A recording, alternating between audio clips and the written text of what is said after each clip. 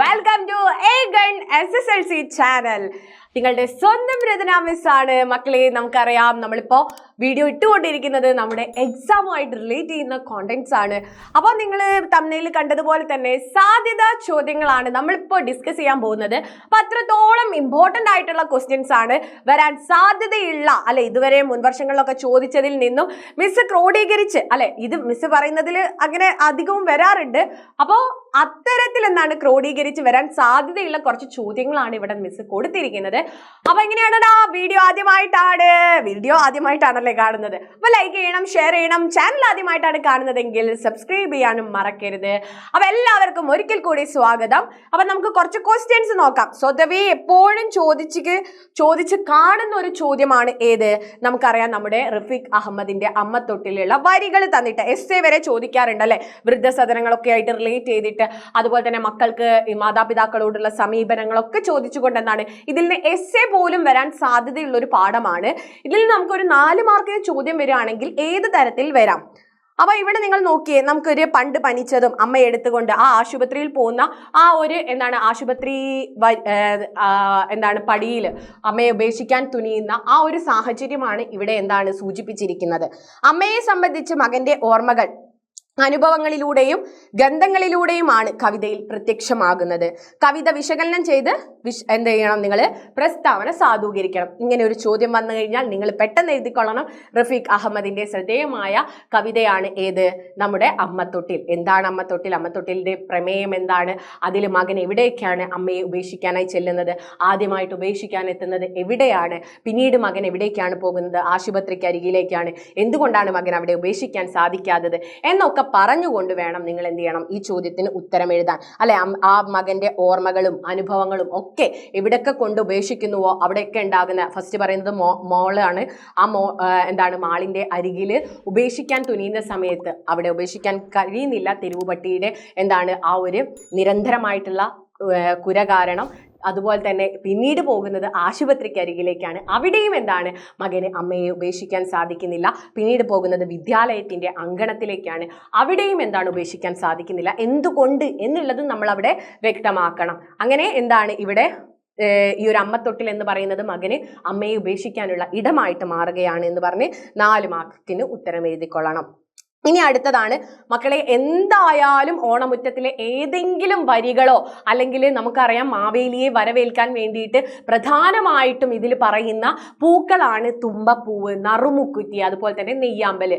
അപ്പോൾ ഈ 3 പൂക്കളെ കുറിച്ച് നിങ്ങൾ അതിൽ എങ്ങനെയാണോ സാദൃശ്യപ്പെടുത്തിയിരിക്കുന്നത് അത് പറയണം. തുമ്പപ്പൂവാണെങ്കിൽ പൂക്കൂട നിറച്ച് ഒരു പൂക്കൊട്ട നിറച്ച്, നിങ്ങൾ കണ്ടില്ലേ തുമ്പപ്പൂ നിൽക്കുന്നത് ഒരു പൂക്കൊട്ടയുടെ അകത്ത് എത്ര എണ്ണം ഉണ്ടാവും? 5-6 എണ്ണം ഉണ്ടാവില്ലേ? അതുപോലെ തന്നെ ഒരു പൂക്കൊട്ട നിറച്ച് നിൽക്കുന്നത് പോലെയാണ് തുമ്പപ്പൂ നിൽക്കുന്നതെന്നും. നറുമുക്കുറ്റി ആണെങ്കിൽ, ആ മഞ്ഞപ്പൂവാണെങ്കിൽ എങ്ങനെയാണ്?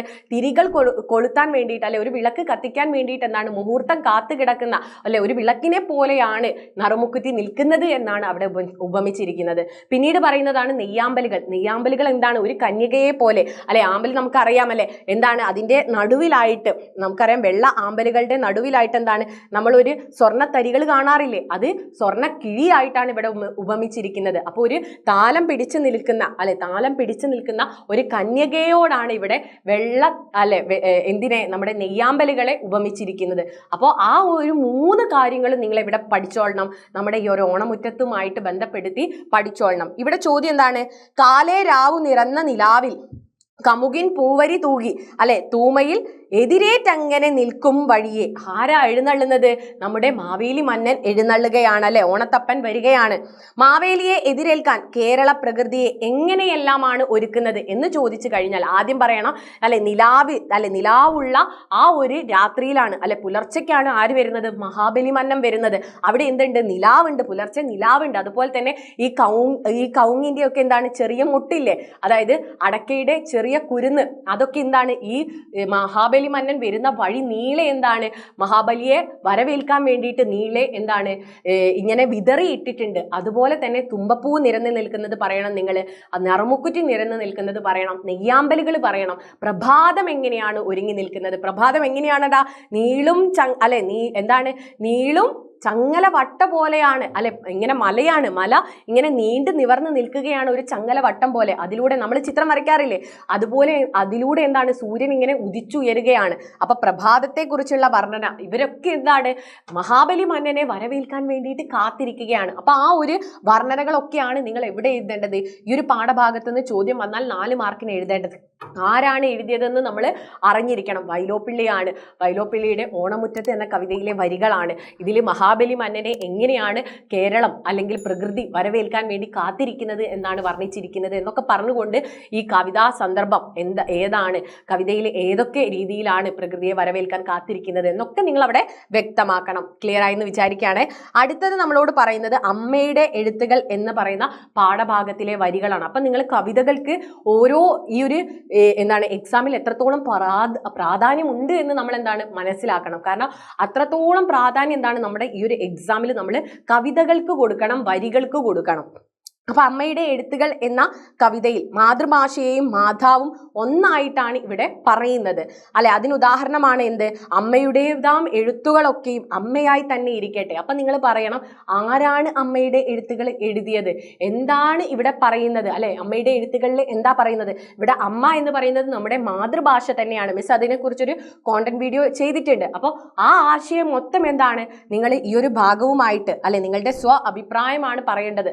അപ്പൊ ഇവിടെ അമ്മ എന്ന് പറയുന്നത് മാതൃഭാഷയായിട്ടും മകൻ എന്ന് പറയുന്നത് എന്താണ് മലയാളികളായിട്ടും അല്ലെ നമ്മുടെ കേരളക്കരയായിട്ടും നമ്മൾ പറയണം. അതുപോലെ തന്നെ എന്താണ് ഇവിടുത്തെ നാഗരികത എന്ന് പറയുന്നത് അല്ലെ എന്താണ് പുതുമോടി അല്ലെങ്കിൽ ഭാര്യ എന്ന് പറയുന്നത് നാഗരികതയുടെ പ്രതിനിധിയാണ് എന്നൊക്കെ നമുക്ക് എന്താണ് പറയണം. അപ്പം എന്താണ് പുതിയ കാലത്തിന്റെ മാറ്റത്തോടൊപ്പം തന്നെ നമ്മുടെ അമ്മയ്ക്ക് നമ്മൾ നൽകുന്ന ബന്ധം അല്ലെങ്കിൽ അമ്മയ്ക്ക് നമ്മൾ കൊടുക്കുന്ന വില എത്രത്തോളം കുറഞ്ഞു, അതുപോലെ തന്നെ ഇന്നത്തെ കാലത്തിലേക്ക് നമ്മൾ മാറിയ സമയത്ത് മാതൃഭാഷയ്ക്ക് നമ്മൾ എത്തരത്തിലാണ് വില കൊടുക്കുന്നത്, ആ രീതിക്കൊക്കെ എന്ത് വേണം, ഈ ഒരു പാഠവുമായി ബന്ധപ്പെടുത്തി നിങ്ങൾ ഉത്തരം എഴുതണം. ഇനി അടുത്തതാണ് അല്ലെ പത്രത്തെ എതിർക്കേണ്ടി വന്നാൽ ആ എതിർപ്പിന് പോലും പ്രചാരം വേണമെങ്കിൽ പത്രത്തെ തന്നെ ആശ്രയിക്കണം. ഇത്തരം ഒരു അവസ്ഥ ഇപ്പോഴുണ്ടോ? ഇല്ലടാ. കാരണം വെച്ചാൽ എന്താണ് ഇപ്പോഴുണ്ടോ, നവമാധ്യമങ്ങളുടെ സ്വാധീനം കൂടി പരിഗണിച്ച് പ്രസ്താവന നിങ്ങൾ എന്ത് ചെയ്യണം, സാധൂകരിക്കണം. അപ്പൊ നമ്മൾ പറയണം എങ്ങനെയാണ് പത്രം വന്നത്, പത്രത്തിന്റെ സ്വാധീനം എത്തരത്തിലാണ്, പത്രത്തിന്റെ ധർമ്മം എങ്ങനെയാണ്, പത്രങ്ങൾക്ക് എത്രത്തോളം മൂല്യച്യുതി വന്നിട്ടുണ്ട്, അതുപോലെ തന്നെ ഇന്നെന്താണ് പത്രങ്ങളെ മാത്രം നമുക്ക് ആശ്രയിച്ചാൽ മതിയോ, പോരാ അല്ലെ. നമുക്ക് എന്താണ് പത്രത്തെ മാത്രം ആശ്രയിക്കേണ്ട ഒരു അവസ്ഥ ഇന്നില്ല. നമുക്ക് എല്ലാത്തിനും എന്താണ് നമ്മുടെ വിരൽത്തുമ്പിൽ നമുക്ക് എല്ലാം എത്തിച്ചു തരുന്ന നമ്മുടെ മൊബൈലുകളുണ്ട് അല്ലെ, സോഷ്യൽ മീഡിയകളുണ്ട്, ഇൻസ്റ്റഗ്രാം, ഫേസ്ബുക്ക് പോലുള്ള ഒരുപാട് നവമാധ്യമങ്ങളുണ്ട്. അതുകൊണ്ട് തന്നെ നമുക്ക് എന്താണ് ഇന്ന് പത്രങ്ങളെ ആശ്രയിക്കേണ്ടതില്ല അല്ലെ, നമുക്ക് പത്രങ്ങളെ മാത്രം എന്താണ് ആശ്രയിക്കേണ്ട ഒരു അവസ്ഥയല്ല എന്നുള്ളത് എന്നൊക്കെ പറഞ്ഞു വേണം ഈ ഒരു ചോദ്യത്തിന് ഉത്തരം എഴുതാൻ. നിങ്ങൾക്ക് ഒരുപാട് ഉത്തരം എഴുതാനുള്ള ഒരു എന്താണ് മേഖലയാണ് നമ്മുടെ ഈ ഒരു പത്രനീതി എന്ന് പറയുന്ന പാഠം. ഇനി അടുത്തത് നമ്മളോട് ചിലപ്പോൾ കഥാപാത്ര നിരൂപണം ചോദിക്കാം. കഥാപാത്ര നിരൂപണം ചോദിക്കാൻ സാധ്യതയുള്ള ആളുകളാണ് ഒന്ന് മത്തായിയുടെ അമ്മ ചോദിക്കാം, അല്ലെങ്കിൽ കോരനോ ചിരുതയോ നമുക്ക് ചോദിക്കാൻ സാധ്യതയുണ്ട്. അപ്പം അതുപോലെ തന്നെ പിന്നെ നമുക്ക് ഏതാണ് ഇത്രയാണ് നമുക്ക് പ്രധാനമായിട്ടും ചോദിക്കാൻ സാധ്യതയുള്ളത്. ചിലപ്പോൾ മത്തായിയുടേതോ അല്ലെ മർക്കോസിൻ്റെതോ കഥാപാത്ര നിരൂപണം ചോദിക്കാം. പിന്നെ അല്ലെങ്കിൽ ചാക്കുണ്ണി ചെമ്പുമത്തായി. അപ്പൊ ഇവരൊക്കെയാണ് ചെമ്പുമത്തായും ചോദിക്കില്ല. നെഗറ്റീവ് കഥാപാത്രങ്ങളെക്കാൾ കൂടുതൽ പോസിറ്റീവ് ആയിട്ടുള്ള കഥാപാത്രങ്ങൾ അല്ലെ, നമുക്ക് പ്രതിനായക കഥാപാത്രങ്ങളെക്കാൾ നായക കഥാപാത്രങ്ങൾക്കായിരിക്കും ചോദ്യ പേപ്പറിലൊക്കെ കൂടുതൽ മുൻഗണന കൊടുക്കാറുള്ളത്. അപ്പൊ അതുകൊണ്ട് തന്നെ നിങ്ങൾ എന്താണ് ചാക്കുണ്ണി അങ്ങനെയുള്ള 1-2 കഥാപാത്രങ്ങളുടെ കഥാപാത്ര നിരൂപണം എങ്ങനെ എഴുതണം, അവരുടെ സംഭാഷണം, അതുപോലെ തന്നെ അവരുടെ വ്യക്തിത്വം വെളിവാകുന്ന സന്ദർഭങ്ങൾ, അതൊക്കെ നമ്മൾ മനസ്സിലാക്കി വെക്കണം. ഇവിടെ പറയുന്നത് മത്തായിയുടെ അമ്മയാണ്. അപ്പൊ നമ്മൾ മനസ്സിലാക്കണം കോഴിയും കിഴവിയുമാണ് പാഠം. ആരാണ് എഴുതിയത്, ഇതിലെ കേന്ദ്ര കഥാപാത്രമാണ് മത്തായിയുടെ അമ്മ. അവരുടെ ജീവിതം എങ്ങനെയാണ് അവർ തുടങ്ങുന്നത്, അതിനുശേഷം അവരുടെ ജീവിതത്തിൽ വന്ന മാറ്റങ്ങൾ എങ്ങനെയാണ്, ആ കഥയൊക്കെ എന്താണ് നമ്മൾ എഴുതണം. അതുപോലെ തന്നെ അവർ പറയുന്ന മകനെ മൂട് മറക്കരുത് എന്നൊക്കെ പറയുന്ന അവരുടെ വ്യക്തിത്വം വെളിവാകുന്ന ഒരുപാട് സന്ദർഭങ്ങളുണ്ട്. അതൊക്കെ കൂട്ടി ഇണക്കി വേണം ഇവരുടെ കഥാപാത്ര നിരൂപണം നമ്മൾ തയ്യാറാക്കാൻ. അപ്പം കഥാപാത്ര നിരൂപണവും വരാൻ സാധ്യതയുള്ള ഒരു ചോദ്യമാണ്. പിന്നീട് നമ്മളോട് വരാൻ സാധ്യതയുള്ള ഒരു ചോദ്യം എന്ന് പറയുന്നത് നൂറ്റാണ്ടുകളായി ചവിട്ടി മെതിക്കപ്പെടുന്ന മനുഷ്യത്വത്തെ അദ്ദേഹം സമുദ്ധരിച്ചു. അല്ലെ, നമുക്കറിയാം ശ്രീനാരായണ ഗുരുവിന്റെ എന്താ പറയാ വാക്കുകളും വചനങ്ങളും വെച്ച് ശ്രീനാരായണ ഗുരു അല്ലെ പുതിയ കാലവും ശ്രീനാരായണ ഗുരുവും എന്ന വിഷയത്തിൽ പ്രഭാഷണം തയ്യാറാക്കാൻ നമുക്ക് എന്തായാലും ഈ ഒരു അതായത് മലയാളത്തിലേതുപോലെ ഒരു ആസ്വാദനക്കുറിപ്പൊന്നും ആയിരിക്കില്ല പ്രധാനമായിട്ടും വരിക. പ്രഭാഷണം, മുഖപ്രസംഗം, ഉപന്യാസമൊക്കെ ആയിരിക്കും എസ്സേ ആയിട്ട് വരാൻ സാധ്യതയുള്ളത്. അപ്പൊ പ്രഭാഷണമൊക്കെ ചോദിച്ചാൽ അത് പറയുന്നതാണ് എന്ന് നമ്മൾ മനസ്സിലാക്കിക്കൊള്ളണം മാന്യരെ. അല്ലെ, ഇന്ന വിഷയത്തെക്കുറിച്ച് സംസാരിക്കാനാണ്, അല്ലെ ഇന്ന വിഷയത്തെക്കുറിച്ച് കുറച്ച് സംവദിക്കാനാണ് ഞാനിവിടെ നിൽക്കുന്നത് എന്നൊക്കെ പറഞ്ഞിട്ട് എന്താണ് ഒരു ഇൻട്രൊഡക്ഷൻ കൊടുത്തിട്ട് അല്ലെ നവോത്ഥാനം എന്താണ്, ശ്രീനാരായണ ഗുരുവിന്റെ പ്രവർത്തനം എന്തൊക്കെയായിരുന്നു, അതുപോലെ തന്നെ ശ്രീനാരായണ ഗുരുവിനെ പോലുള്ള സന്യാസിമാർ ആരൊക്കെയായിരുന്നു, പാഠഭാഗത്ത് തുടക്കം നിങ്ങളെടുത്ത് പറയുന്നില്ലേ ദയാനന്ദ സരസ്വതികൾ, അതുപോലെ തന്നെ വിവേകാനന്ദൻ, അത് അല്ലെ അപ്പം അങ്ങനെയുള്ള എന്താണ് മഹത് വ്യക്തിത്വങ്ങളൊക്കെ പറഞ്ഞതിന് ശേഷം അവരിൽ നിന്ന് എങ്ങനെയാണ് ശ്രീനാരായണ ഗുരു വ്യത്യസ്തനാകുന്നത്, ശ്രീനാരായണ ഗുരുവിന്റെ ആദർശങ്ങൾ, ദർശനങ്ങൾ, അദ്ദേഹം എങ്ങനെയാണ് സമൂഹത്തിൽ ഇറങ്ങി പ്രവർത്തിച്ചത്, ഇതൊക്കെ നമ്മൾ എന്ത് ചെയ്യണം, വ്യക്തമാക്കണം. എന്നിട്ട് പുതിയ കാലത്തിന്റെ മാറ്റങ്ങൾ എന്തൊക്കെയാണ്, ഇന്നത്തെ ഈ കെട്ട കാലത്തിൽ ശ്രീനാരായണ ഗുരുവിന്റെ ആശയങ്ങൾക്ക് വില പോകുമോ എന്നൊക്കെ പറഞ്ഞു വേണം നമ്മൾ എന്ത് ചെയ്യാൻ, ഉത്തരം എഴുതാൻ. പ്രഭാഷണമാണ് അല്ലെ. അപ്പൊ നമ്മൾ പറയണം ഇതിനെതിരെ നമ്മൾ എന്താണ് ശ്രീനാരായണ ഗുരുവിനെ പോലുള്ള വ്യക്തിത്വങ്ങളുടെ ആദർശങ്ങൾ നമ്മൾ എന്താണ് സ്വീകരിച്ചേ മതിയാകൂ എന്നൊക്കെ പറഞ്ഞ് നന്ദി നമസ്കാരം പറഞ്ഞ് അവസാനിപ്പിക്കുക. പിന്നീട് നമുക്ക് പറയാനുള്ളതാണ് എന്ത്, ഉപന്യാസം എഴുതുന്ന സമയത്ത് എന്ത് വേണം, തലക്കെട്ട് വേണം അല്ലെ. അതുപോലെ തന്നെ എന്താണ് ആ വിഷയത്തെക്കുറിച്ച് ചെറിയൊരു സൂചന വേണം. എന്നിട്ട് ഗണ്ണികയായിട്ട് തിരിച്ച് അല്ലെ അവസാനം ഒരു ഉപസംഹാരത്തോടെ വേണം നമ്മൾ എന്ത് ചെയ്യാൻ, അവസാനിപ്പിക്കാൻ. ഇവിടെ നമ്മളോട് പറഞ്ഞത് എന്താണ് അല്ലെ, സമകാലിക സാമൂഹ്യാവസ്ഥയും പണയം എന്ന കഥയും വിശകലനം ചെയ്ത് വളരുന്ന സമൂഹവും തളരുന്ന നന്മകളും. അതായത് ഇവിടെ ചെമ്പുമത്തായിയുടെ കുറെ ആശയങ്ങളുണ്ട്.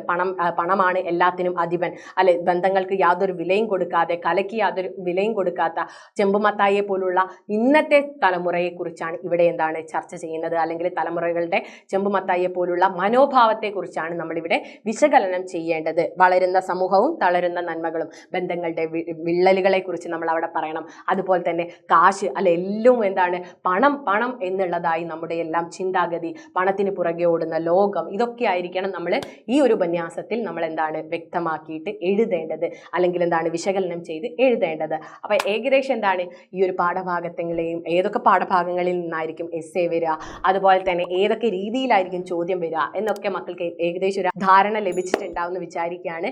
അപ്പം വീഡിയോ ഇഷ്ടപ്പെട്ടാൽ ലൈക്ക് ചെയ്യണം, കമൻറ്റ് ചെയ്യണം, അതുപോലെ തന്നെ മാക്സിമം എല്ലാവരിലേക്കും ഷെയർ ചെയ്യണം, സബ്സ്ക്രൈബ് ചെയ്യാനും മറക്കരുത്.